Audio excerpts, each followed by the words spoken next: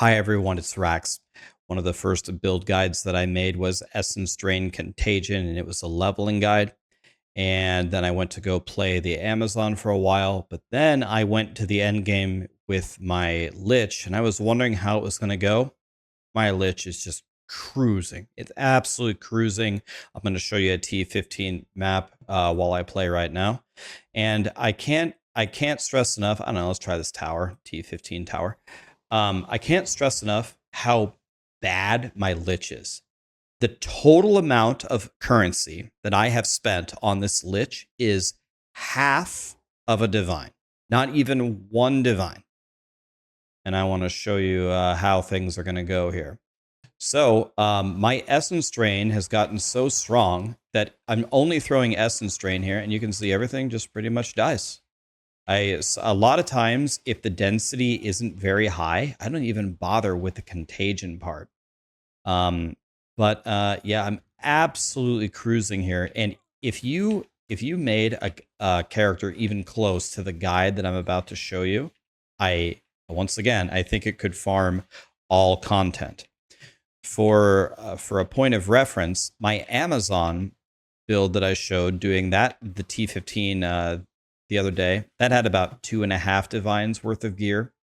Now, part of that is the Amazon is more expensive because it's like kind of like the meta thing.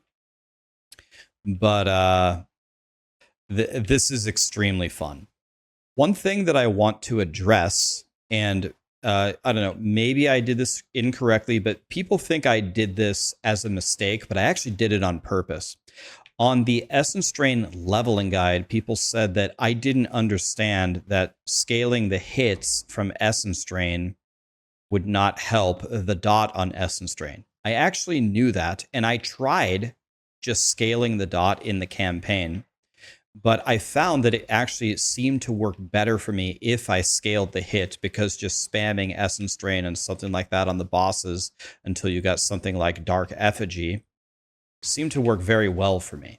So I actually did it on purpose. Whether that's the right answer or not, maybe it isn't. Look at this yellow. It's got, I mean, I have not casted anything this round except Essence Drain.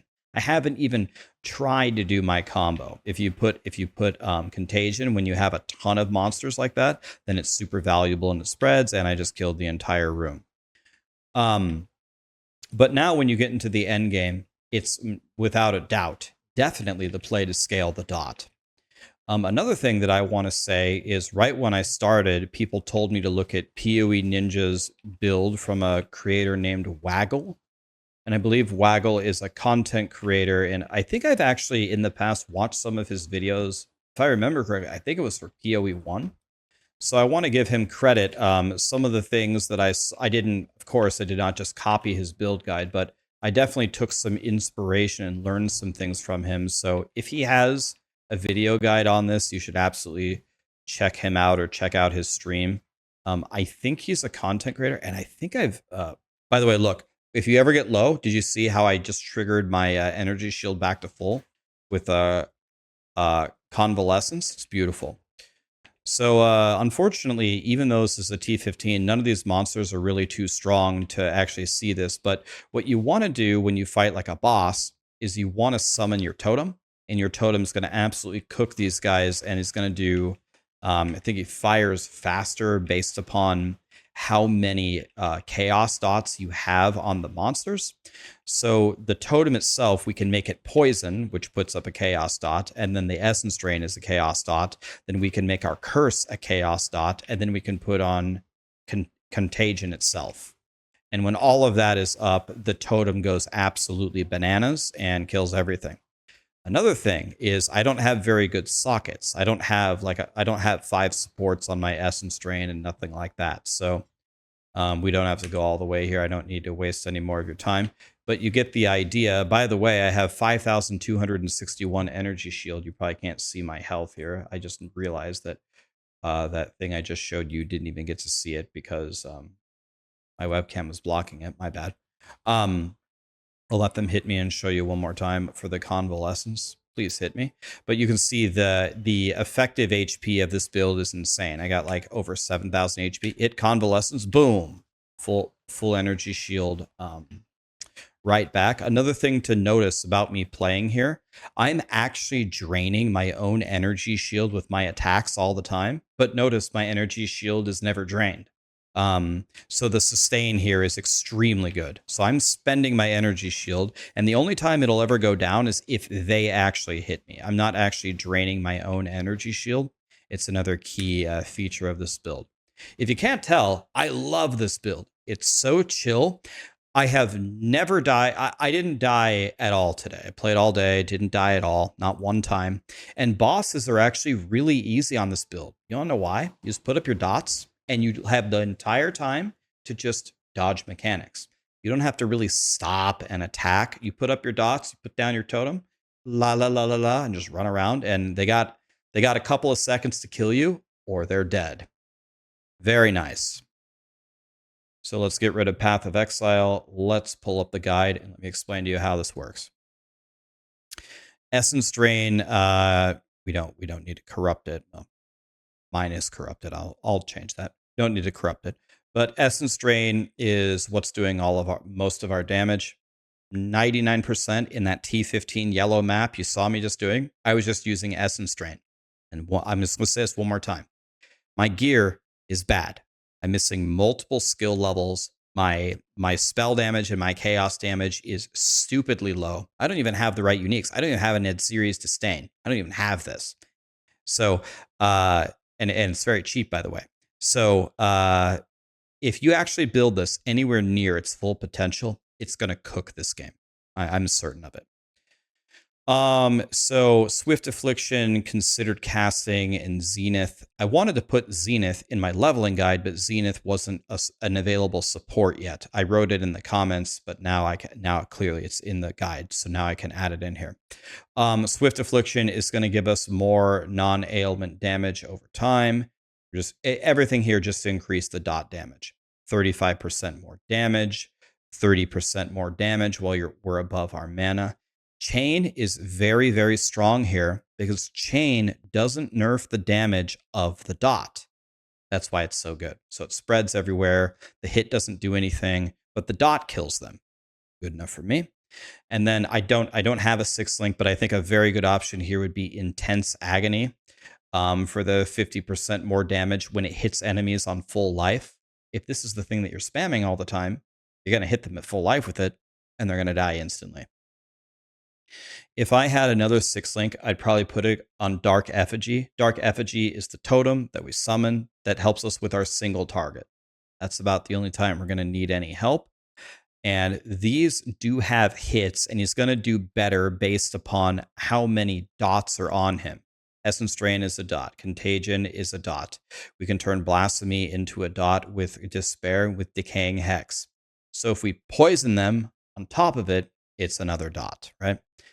More cast speed to get them attacking as fast as possible. And then we have extra damage as chaos damage because this is a hit. And then controlled destruction for more hits. Can't do critical strikes. Well, we're not building critical strikes, so our crit chance is very low anyway. And then overabundance would let you summon 2 of them. The only annoying thing about the Dark Effigy is it dies all the time. What I saw in the patch notes, Grinding Gear Games is giving totems 75% all res. It scales up and is 75% at level 20. So I think my Dark Effigy with my plus chaos skills is already an insane level. So that will hopefully help it survive. Contagion is what you apply if you want it to spread everywhere.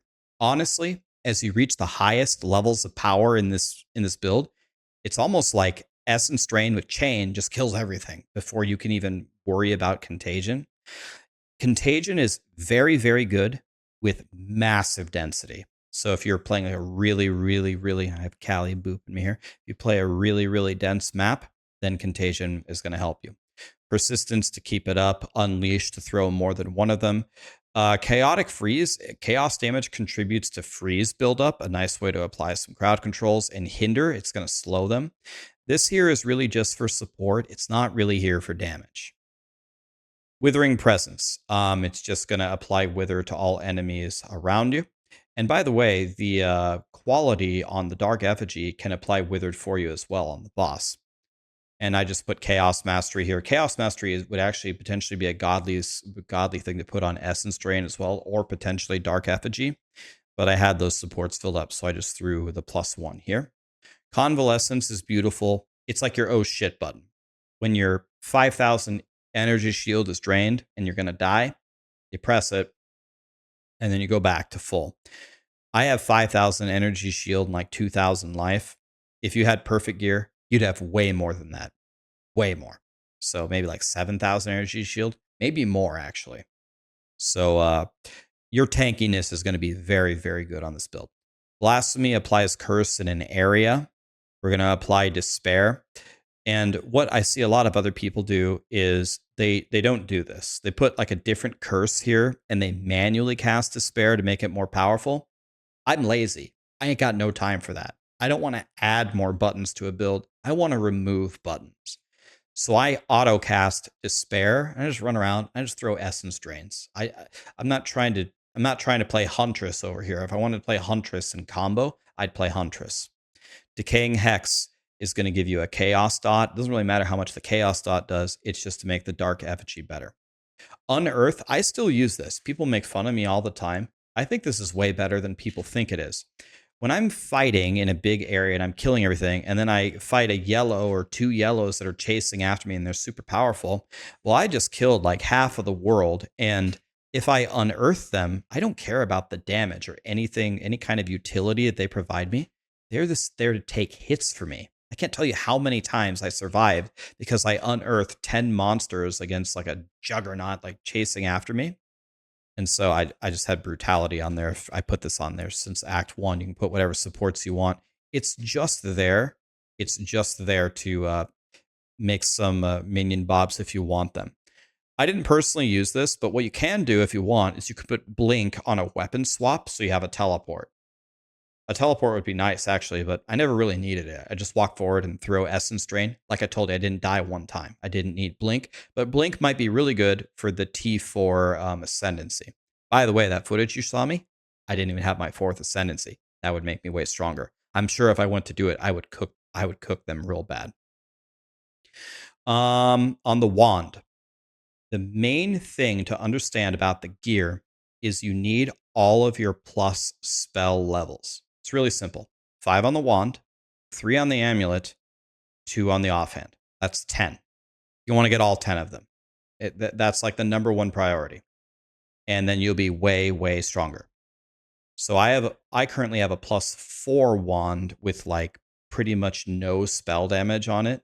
So that's a shitload of damage lost. I only have a +2. I have a +2 amulet with no spell damage on it. And here I have a +2 offhand with, again, pretty much no spell damage on it. Can you imagine if I got the extra 2 skill levels, if I got to level 90 to have the level 20 gem, and you got all of the additive damage in this planner, if you got even close to it, you're going to be cooking everything. I can't say that enough. This thing's going to fry. This chest piece costs 1 exalt on the auction house. I just checked. If you want to get a really good one, it might be like 2. It's like free. It's not the best in slot chest, but it only costs you like 1 exalt. And it's got everything that you want on it. It's got a chonky energy shield. It's got spirit. It's got dual res and increases and reductions to mana regen apply to your energy shield recharge rate. That's why when I'm spraying my energy shield, I'm spending my own energy shield over here.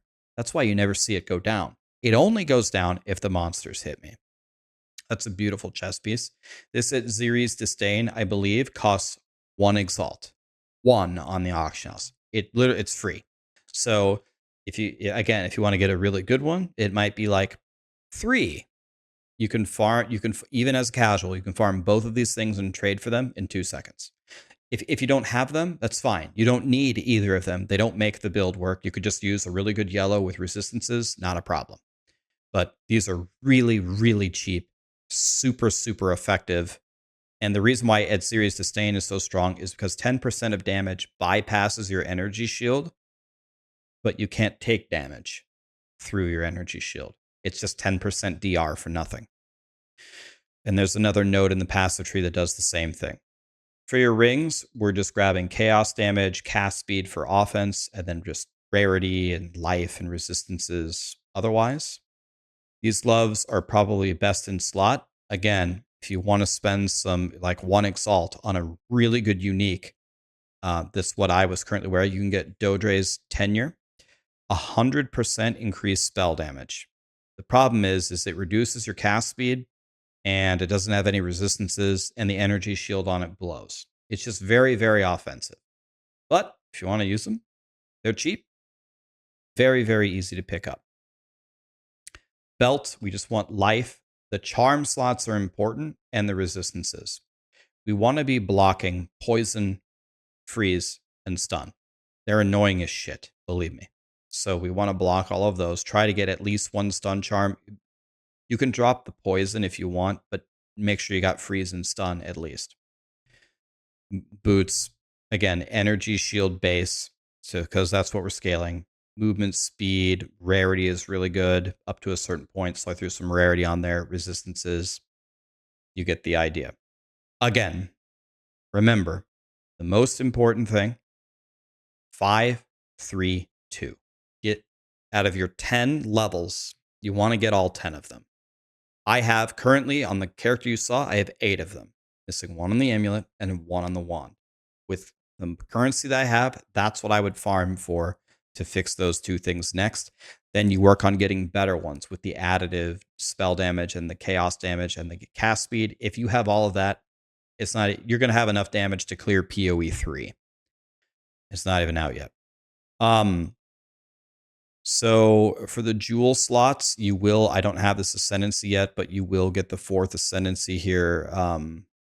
You will get the 4th Ascendancy here with the, so you can really buff up one of your jewels. Spell damage, chaos damage, cast speed, spell effect duration. If you can't get one that's that good, you can get anything with energy shield, for example. Anything like logical for your build would work just fine. Okay. Let me, on the trash, you saw me just, I don't really even cast, I'm so powerful, I don't even cast Contagion anymore, but Contagion on big packs with Essence Drain. And on bosses, you want to throw in the Dark Effigies. You can throw 2 of them. If you have overabundance, you can throw 2 of them. Just make sure your totem's alive and just keep cursing the bosses. Run around and dodge the mechanics. Strengths and weaknesses. Enemies melt away. Big AoE with Contagion. You can easily dodge the mechanics as you're running around all the time. Running away equals more damage. You dot everybody up and you just run around. They're all dying. Bad things. Totem dies to a fart. Hopefully that's fixed next week. Damage takes a bit to ramp up. Contagion is annoying to try to hit as you build some strength. It's kind of hard. You have to like Contagion first to get it to work. By the way, not available in this planner. In this socket, put a greater iron rune for 30% more spell damage. And then you can just put resistance runes in these 3 to cap your resistances. In your helmet, you can put a bear talisman, and that gives you, I think, skill effect duration, I believe. Skill effect duration. And finally, last but not least, let's look at the passive tree. So once again, I started at the very beginning. And this should look pretty familiar. It should be very familiar to the leveling guide here, so we can start about in the middle. But essentially, let's go a little bit earlier. Essentially, what I did is I walked up the chaos route, and then I got the increased spell damage, and I picked up the chaos damage right next to it. Then I walked all the way up here to get the +1 level of chaos skills. Levels for spells are god tier. That's why we run to go get it. Then I go pick up some more damage, and then I go pick up some more damage. And what I'm going to do in the beginning part of the tree is I'm going to take all the damage. And then I'm going to take all the defense. So this is skill effect duration. That's effectively damage. The longer that the effects go, the more damage that you do. Then I walk over here and I pick up the 16% cast speed for the increased mana costs. You don't feel the mana costs in the endgame at all, so it's like 16 cast speed for no downside. Let's see, where are we going now? We're picking up the cast speed. We are picking up the increased curses because we're running around with despair. Let me zoom out here to see where we're going. I like to pick up the big old chonky int at this point. If you don't do it, you're going to have so much stat pressure from your gear that you're not going to be able to figure it out. That's why I took the int. If you don't need it, then don't take it. And then now we're going to start taking defense. So energy shield, and then we go get energy shield and ailment threshold. The ailment threshold will actually really help you stop getting stunned. More energy shield and mana regen and int. This is going to offset the overzealous over here. Then I take the energy shield and I connect these just for some extra energy shield down there. Now I walk over here and I grab, this is insanely strong, heavy buffer for Edziri's Disdain.